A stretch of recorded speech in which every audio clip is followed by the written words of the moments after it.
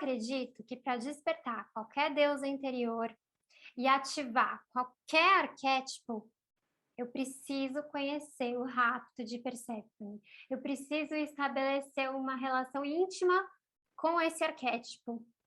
Esse é o objetivo do meu trabalho. Ai, Nath, não tem nenhuma jornada alquímica especial para Perséfone? Perséfone está em todas as jornadas alquímicas. Perséfone está por trás do tarô das lobas. Tudo o que eu faço é para o fortalecimento, para o crescimento, para o contato com esse arquétipo. E eu vou te explicar o porquê. Existia uma jovem donzela que vivia uma vida inconsciente. Então, quando a gente não sabe o que está acontecendo no mundo, quando a gente não conhece nossas tretas, quando a gente não olha para as nossas sombras, a vida é perfeita, a vida é sem erros, né? Tá tudo cor-de-rosa. Coré é uma donzela e ela vive sob a proteção da mãe. Tudo está à disposição dela, porque a mãe dela é Deméter, a mãe da colheita, dos cereais, da prosperidade, das plantações. Então, nada falta para Perséfone. Ela vive muito feliz com a mãe e elas duas têm a relação mais importante da vida delas. É isso que importa para essas duas, tá? A jovem Perséfone passa o dia colhendo flores. Eu sempre imagino a Perséfone que, na verdade, nessa primeira parte do mito, ela vai se chamar Coré, né? Que é sinônimo de ingenuidade, de inocência, de jovem, né? De novidade, de falta de experiência. O arquétipo da donzela mesmo, né? Então, é como se ela tivesse... Eu imaginei aquele clipe da Taylor Swift, acho que chama Blank Space. Aí aparece aquela estética das meninas deitadas na grama, comendo a balinha com formato de coração, usando óculos de coração, com aquela golinha aqui de Peter Pan. Coré. Essa é só uma imagem, né? É um exemplo. Você não precisa se vestir assim para ser Coré, tá? Mas eu acho que isso traduz muito, né? Isso desperta aí algumas coisas. Isso pode trazer à tona alguns sentidos para vocês. Mas é só a título de usar como exemplo mesmo. Toda bonequinha Hello Kitty, entendeu? Coré. Ela não causa grandes impressões. Ela fica ali, é a filhinha da mamãe que aceita o direcionamento da família, né? No caso, realmente, a figura da mãe é fundamental, é muito importante, e é a conexão maior que ela tem. Ela vive colhendo os narcisos dela, e um belo dia Deméter não tá, e ela vai colher um narciso. Ah, que belo narciso esse aqui, mais um dia lindo, ensolarado, sem nuvens, florido, onde eu dou passinhos saltitantes, com meu vestidinho que flutua. E deixa eu colher esse narciso aqui. Tá, o chão abre, o deus do submundo emerge e sequestra essa menina. Sabe assim, essa é uma energia bem Coré, essa estampa, assim, porque ela também tem a ver com a primavera, que é uma coisa que a gente vai chegar mais pra frente. Então, assim, o mundo de Coré, o mundo de Perséfone. Ela vivia num lugar florido, com tudo à disposição dela, com a proteção da mãe, sem precisar tomar nenhuma iniciativa, sem precisar fazer nada, né? Tudo era provido para Coré. Ela era simplesmente conduzida pela mãe, né? Ela não precisava ter autonomia de nada, se responsabilizar, basicamente, se comprometer com nada, entendeu? Então, quando ela vai para o submundo, ela conhece um lugar muito diferente do que ela conhecia antes, certo? Ela vivia na superfície e vai parar no centro da Terra, que é muito parecido com o inferno. Então, ela tem que encarar os demônios dela lá. Ser raptada por Hades pode significar, pode simbolizar muitas coisas. Na mitologia, Hades a sequestra para que ela seja sua esposa contra sua vontade. Então, ela é estuprada, ela está ali vivendo dias miseráveis, se recusando a comer, né? Vivendo uma depressão mesmo. porque a realidade dela mudou drasticamente e ela está tendo que encarar coisas que ela nem sabia que existiam. Como a gente pode traduzir isso para a nossa vida? Isso pode ser um relacionamento abusivo que fez você mudar a sua perspectiva de vida. Isso pode ser realmente um casamento mesmo, que é muito comum eu receber relatos de mulheres que se casaram muito jovens e não sabiam o que estavam fazendo, e de repente a relação não funciona, ela está infeliz, e ela se sente impotente, a autonomia dela foi roubada, a possibilidade dela experimentar e vivenciar outras coisas também. É um momento de prisão, né? O ponto é que qualquer experiência que tenha te levado para o submundo, ela é fundamental. Esse é o caminho, é para o submundo que você tem que ir mesmo. Se você está indo em direção ao inferno, saiba que você está correta na sua rota, porque o submundo, ele é o símbolo do inconsciente. Então, Perséfone, ela não tinha ideia dos próprios desejos. Coré não tinha ideia do que ela queria, porque imagina, assumir que você tem um desejo é assumir que você vai ter que fazer alguma coisa para realizar esse desejo. É bancar pedir por esse desejo, né? Você tem coragem de pedir por aquilo que você quer? Você tem coragem de assumir para si mesmo o que você realmente quer? É muito mais fácil você se adaptar aos desejos dos outros para garantir que você receba sempre a apreciação alheia, né, a aprovação externa, o aplauso, né? Então, ser gostada, fazer de tudo para ser gostada, era o que ela fazia, era a vida que ela vivia, só que ela não estava sendo ela mesma, uma parte dela estava morta. Ela vivia um falso eu. Para nutrir essa necessidade, essa dependência que ela tinha de emoção, né? Quando a gente começa a se posicionar, quando a gente começa a colocar aquilo que a gente deseja, a gente corre o risco de desaprovação, de frustração do outro, porque a gente não está sendo exatamente o que o outro gostaria que a gente fosse. E assim, é muito arriscado ficar sem o amor dessa pessoa. Só que isso custa o quê? Sua natureza. Isso custa a sua vida. Isso custa a sua autenticidade, sua expressão no mundo como ela é verdadeira. Isso vai te matando por dentro, né? E também é muito mais fácil estar num lugar de vítima da situação, né? De vítima da circunstância. De novo, tudo isso a fim de evitar se responsabilizar pelo que pode acontecer, né? Pelos seus próprios atos, pelas suas escolhas. É difícil olhar e falar, me coloquei nessa situação, fiz uma escolha errada. Mas faz parte. Eu preciso fazer as escolhas erradas. Tá tudo bem. As escolhas erradas, elas dão muito repertório para que você descubra qual é o seu caminho verdadeiro. Eu preciso errar. Eu preciso aprender com o erro. Se eu não erro, como eu posso melhorar meu trabalho, né? Então ela passa dias miseráveis ali no submundo, entrando em contato com coisas que ela não conhecia. É um choque, é difícil. Quando você encara isso pela primeira vez, é anigredo, né? Então, se vocês viram as aulas de introdução à alquimia, o momento que Perséfone, ela tá o tempo todo, aliás, Coré, ela tá o tempo todo, até esse momento da história, no manigredo.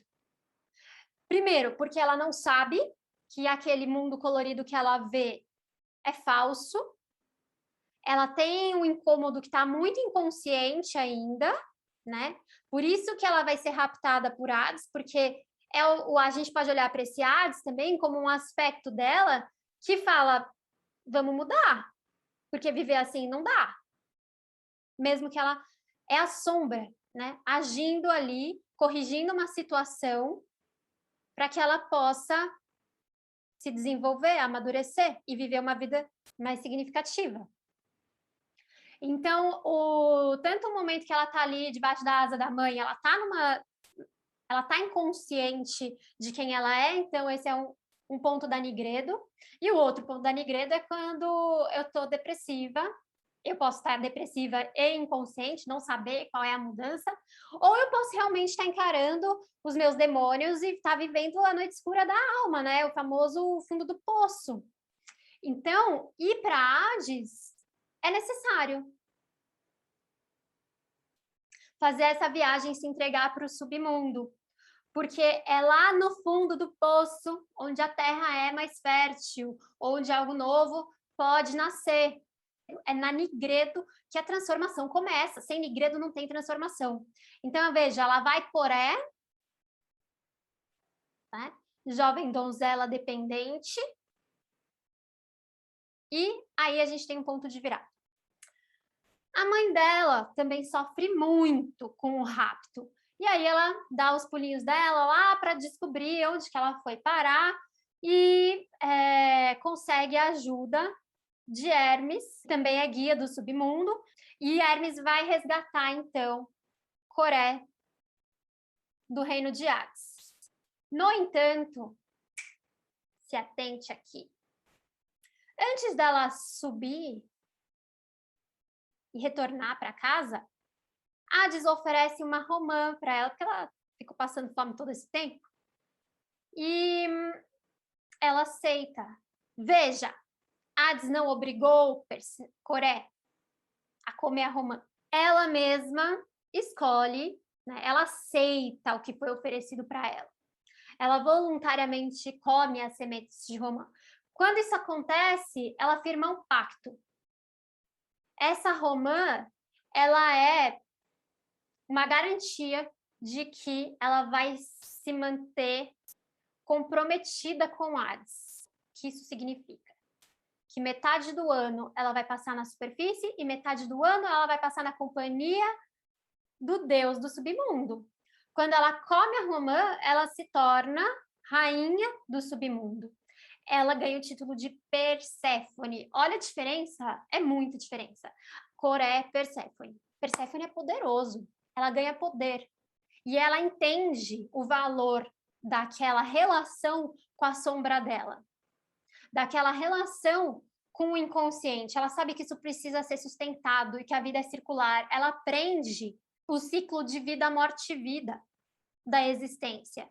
O momento que ela come a romã, a gente tem uma albedo, a conscientização de que a vida é cíclica e que a morte sustenta a vida, então eu vou ter que passar por essa transformação continuamente ao longo da minha vida, né? Ela assume esse compromisso consigo mesma, de se aprofundar nas suas sombras e estabelecer uma relação com o seu inconsciente para ir ampliando essa personalidade, para ir amadurecendo, crescendo e expandindo esses talentos, esses potenciais e essas possibilidades de vida.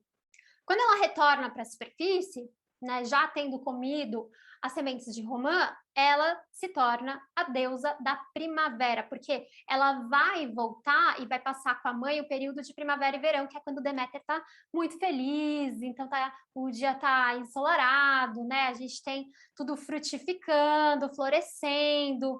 Então, Perséfone, ela vai até o submundo buscar aquilo que é essencial, que é produto da alma dela, que só cabe a ela conhecer, e ela vai fazer florescer, vai brotar com a primavera. Isso é rubedo. A flor, quando ela desabrocha, ela está cumprindo o propósito dela. Ela não fica se questionando, será que eu viro uma abóbora? Ou será que eu viro um cactus? Ela é uma flor, ela vai ser uma flor. Então, toda vez que ela desce, né, para passar o período de outono e inverno na companhia de Hades, da própria sombra, é a Nigredo que ela vive, para quê? Para que ela se conheça cada vez mais e para que ela possa expressar o potencial da alma dela na primavera. Esse é o meu trabalho, esse é o meu propósito. Esse é o compromisso que eu assumi comigo e com vocês. Eu vivo isso, desenvolvo metodologias a partir da minha própria experiência, estudo e pesquisa, para que a gente faça esse movimento de descida e de subida juntas, entendeu? Porque Perséfone, ela tá embutida em todos os trabalhos de oráculos lunares, porque não adianta eu vir chegar para você trabalhar a deusa XYZ se você não conhece o seu conteúdo profundo, não adianta. Não adianta você ativar o arquétipo da águia se você não sabe qual é o seu propósito. Para que você quer o arquétipo da águia? Para quê? Para ir bem em que trabalho, que quem te falou que é o que dá sucesso. Perséfone é ponte, né? Canal. Ela manifesta a nossa magia. Ela pega tudo isso que é a nossa riqueza e traz para fora, para brotar, para florescer, para crescer. Perséfone é mergulhar nas profundezas, mas também é concretizar a partir daquilo que foi aprendido e assimilado desse seu mundo interior, é a capacidade de realização. Então, eu realizo o manifesto e crio uma realidade que está alinhada com a minha verdade profunda, com o que pede a minha alma. E é nesse ponto que eu quero falar agora da terceira fase da alquimia, que é a rubedo, a fase vermelha. Quando Coré se torna Perséfone e floresce no mundo. Essa é a manifestação do propósito.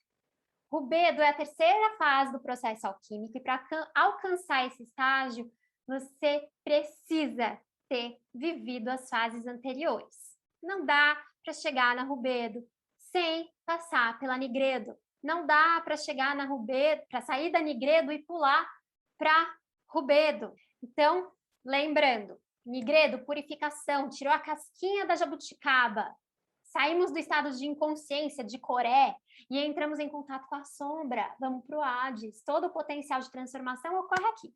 Aí, albedo, a fase da conscientização. Eu posso ainda sofrer um pouco com isso, é tipo, meu Deus, eu estou vendo tudo isso aqui no Hades, né? Mas eu entendi que isso é necessário para mim, como a Romã, albedo, conscientização. Aqui eu reconheço o conteúdo da alma, eu tomo posse do meu valor e eu consigo identificar aspectos que me tornam mais inteira, que é a terceira fase, quando Coré se torna Perséfone, ela não abre mão de ser Coré. Tem vários, a ideia não é deixar eu expurgar essa Coré, cortar ela fora, não, ela tá ali para ser reconhecida, ela vai continuar se manifestando, né? E quanto mais ela se colocar também, quanto mais essa sombra aparecer, mais você aprende sobre si, mais integrada você fica, né? Porque ela está sempre mostrando uma situação importante que precisa ser aprendida. Então, no momento que Perséfone fala, nossa, eu sou a rainha do submundo, a minha vida é cor-de-rosa, é colorida, eu tenho uma mãe que é dominadora, mas eu também tenho desejos, eu também tenho uma vontade própria de desenhar uma vida que eu criei, né, feita à mão e sob medida. Opa, eu me torno maior, né? Eu me torno, mais camadas vão surgindo, mais complexidade vai aparecendo. Então é ainda no submundo que a albedo começa a acontecer, né? Que a clareza começa a se revelar. Mas no momento que eu resolvo atuar, concretizar, né? Primavera, as flores nascem da terra. Coagulátil.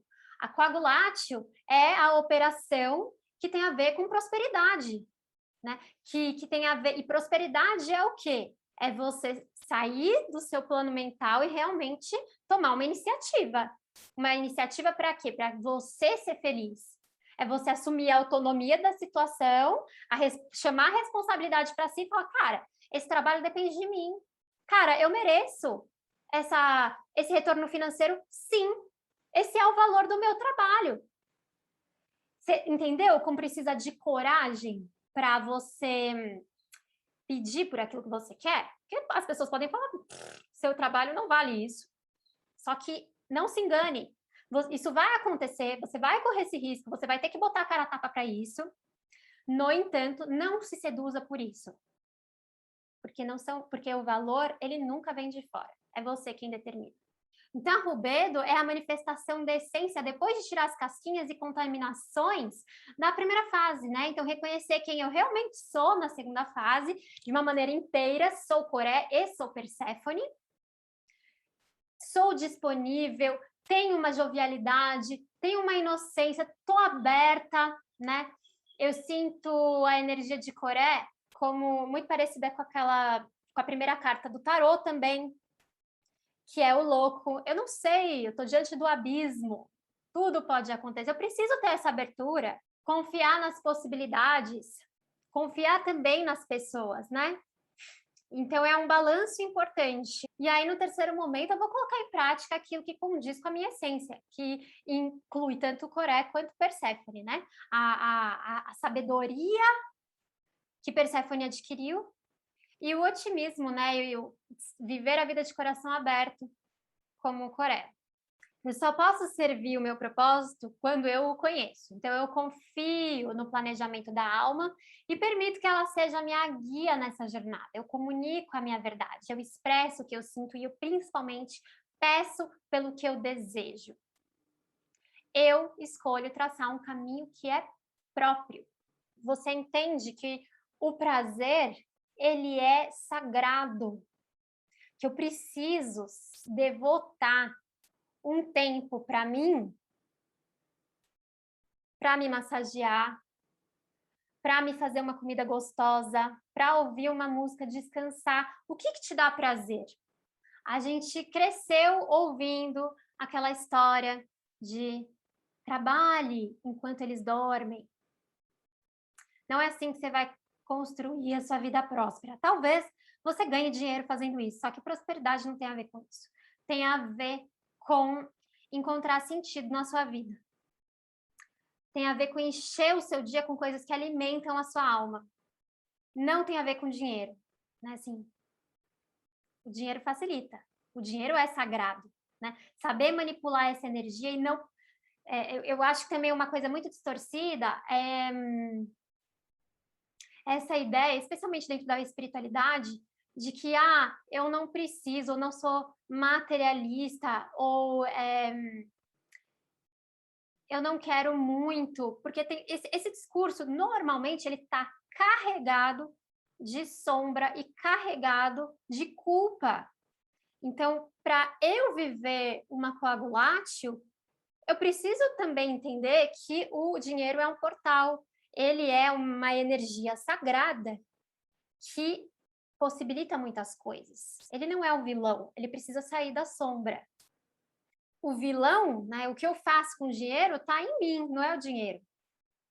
Aí pode ser que a sua sombra seja materialista e queira acumular 1000 coisas, pode ser que a sua sombra queira esbanjar, mas isso não tem a ver com dinheiro, tem a ver com você. Para essa operação da prosperidade acontecer, eu preciso encarar a materialidade como algo sagrado.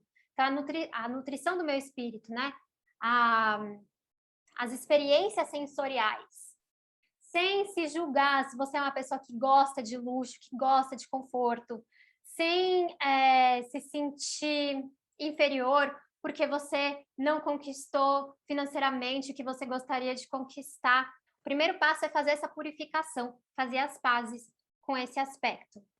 Aceitar receber, ver valor no seu trabalho, reconhecer que você merece um orgasmo potente, que você merece uma pessoa que se dedique à relação, que se entregue a você, que você merece um trabalho que tenha significado para você.